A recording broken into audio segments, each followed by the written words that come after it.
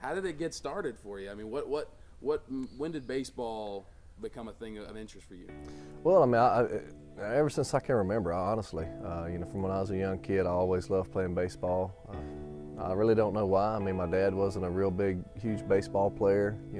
My brothers wasn't huge baseball players, but I think it was one thing that I found out that I was decent at, and I had some talent playing it. And then once I got into competitive baseball in Phoenix City at the Dixie youth levels, it was just something that I loved, and honestly, there was really nowhere else I wanted to be besides on the baseball field. When I wasn't on the baseball field playing Little League, I was in the backyard, pestering my dad to go out and play catch with me and hit me fly balls and that sort of thing. Did you have a favorite team growing up? Were you a Braves fan? I was a Braves fan. I think everybody in the South, was a Braves fan. It was America's team.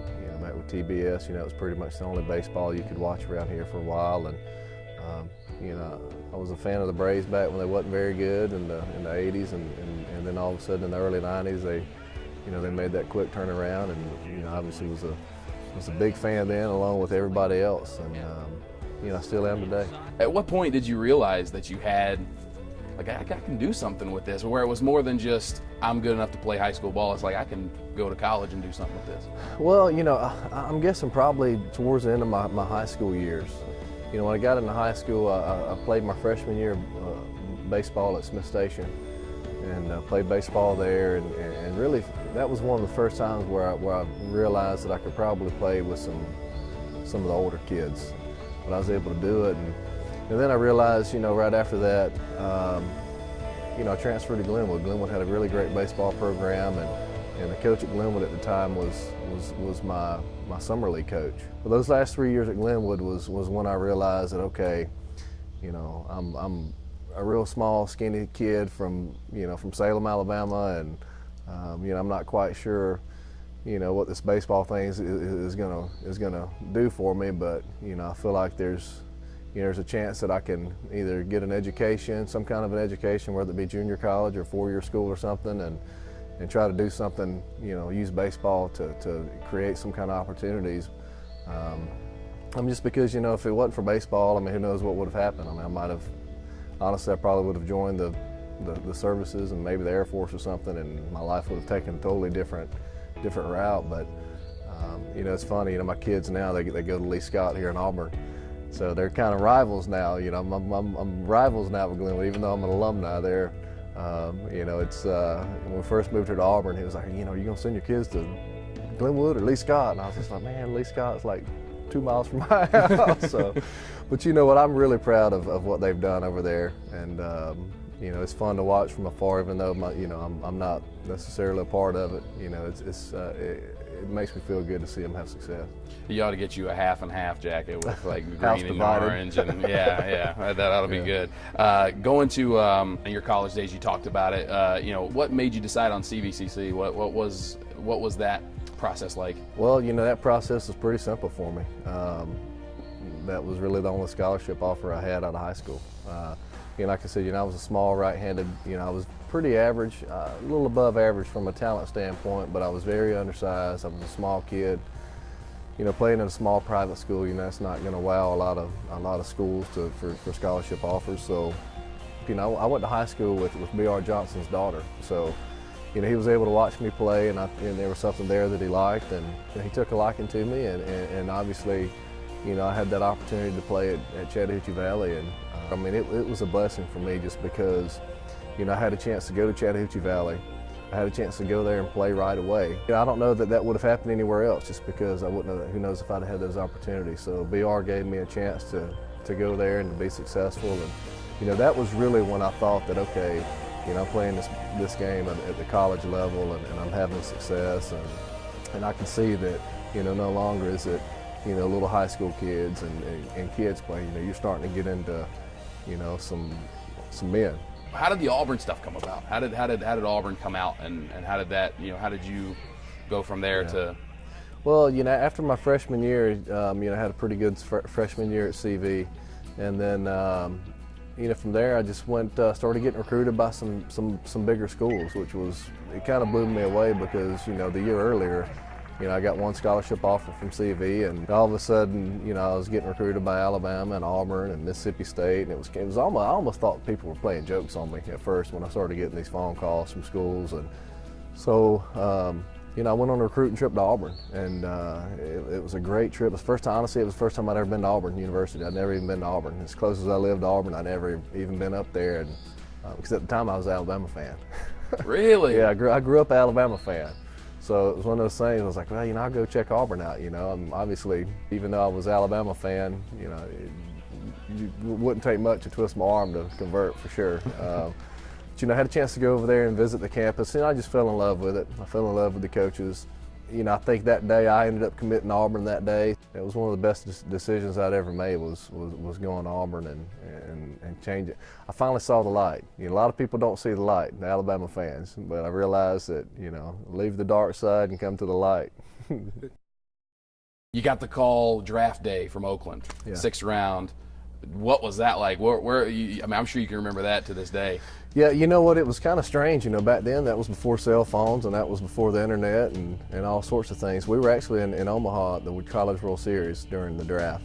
And Brian Hepson he's a local guy, but he was our big pitching prospect. And so Brian, he'd gotten his call from his representative, said, hey, you got a call.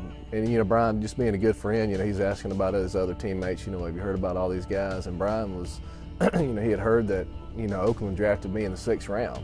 So actually Brian had heard from his representative where I got drafted, because I hadn't heard anything, because we wasn't at the hotel. There was no way to call me. But apparently the scout, John Poloni, my scout from Oakland, had left like 10 messages on my hotel phone that I had gotten drafted, but I never made it back to my hotel room till late that night. And so I heard from Brian. Brian told me when and who I got drafted by. So secondhand information. Yeah, and I was just yeah. like, cool, and I was like, wow, So it was, it wasn't long after that, I ended up signing with Oakland and, shipped off to Southern Oregon, to Medford, Oregon, and for my first taste of professional baseball and first time really away from home, honestly, because I went to school at Auburn and, it was just 20 miles from where I grew up, and, not only did I leave home, but I went pretty much to the furthest place away that I could ever go up in the Pacific Northwest, which is, a big change for me. Yeah, you were out on that West Coast for a while. I guess take me back as well to June 8th, 1999. And I think you know what day I'm talking about. Your first game, yeah. San Diego Padres. How were they butterflies? Were they pterodactyls in your stomach there? You know what? It's hard to say. I was very excited. Obviously, there's some emotions there that when you get that call and you have a chance to make your big league debut. It's a lot of emotions kind of boil to a head. Because as a kid you grow up, you have dreams of doing it, and even in college baseball, regardless of how successful you are at the college level. Just having a chance to play in the big league level, the emotions it can be overwhelming. And, I remember I was in San Diego and I remember walking out on the field and just feeling like a sense of just, finally I'm here, and it wasn't a lot of nerves. I was just really anxious to get out there and get it going. But I just remember it was almost like a satisfaction of like, golly, finally, accomplished, this huge goal set in your life. And now it's, but after that, it's like, okay, let's not, blow this opportunity. But it was one of those things where I never really looked at the whole deal. It was, I took one start at a time.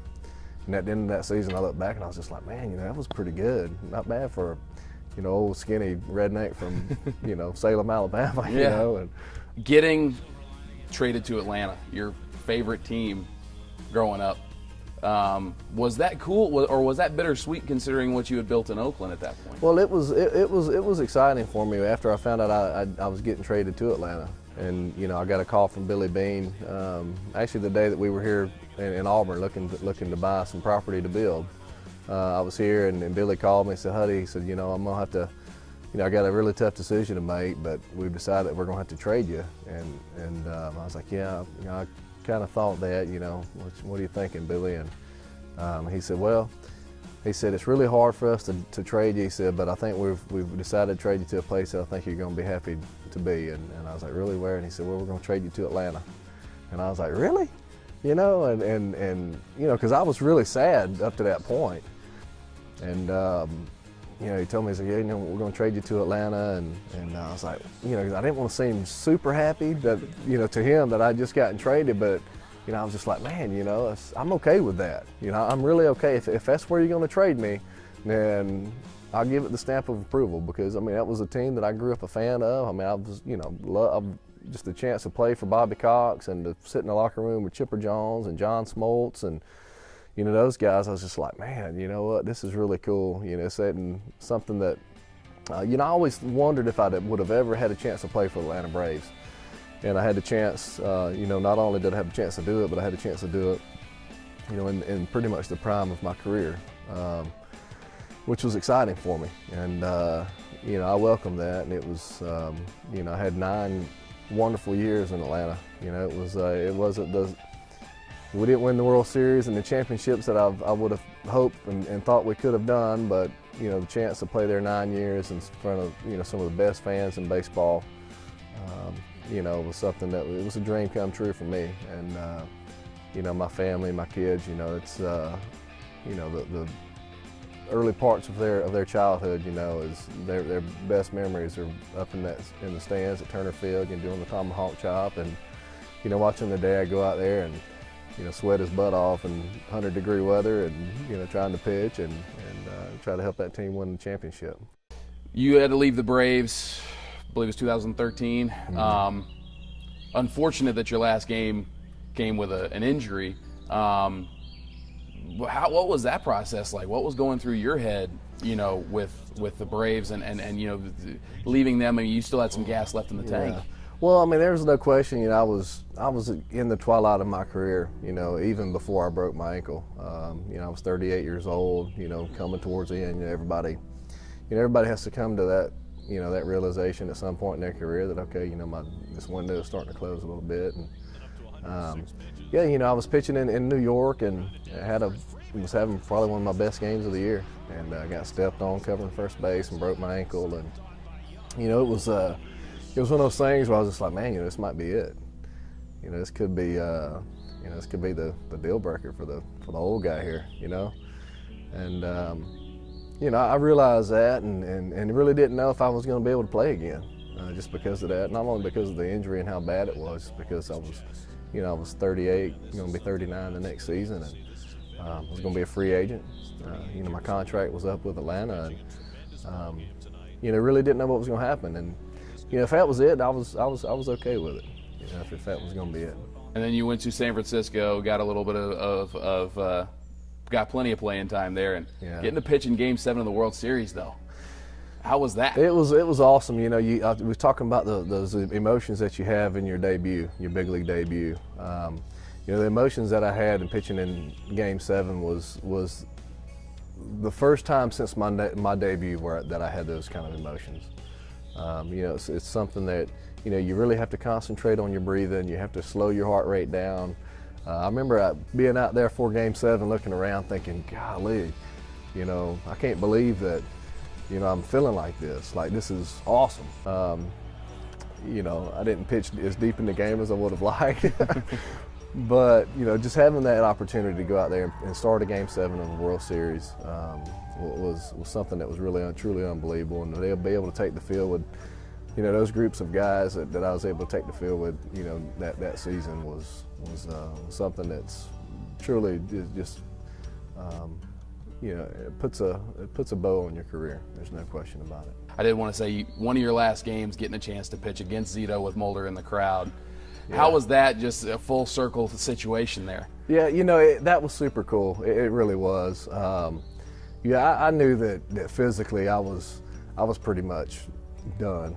But you know what, getting there, you know, seeing Zito, seeing Mulder, having a chance to pitch against Zito, it was a lot of fun. It was very nostalgic, there's no question.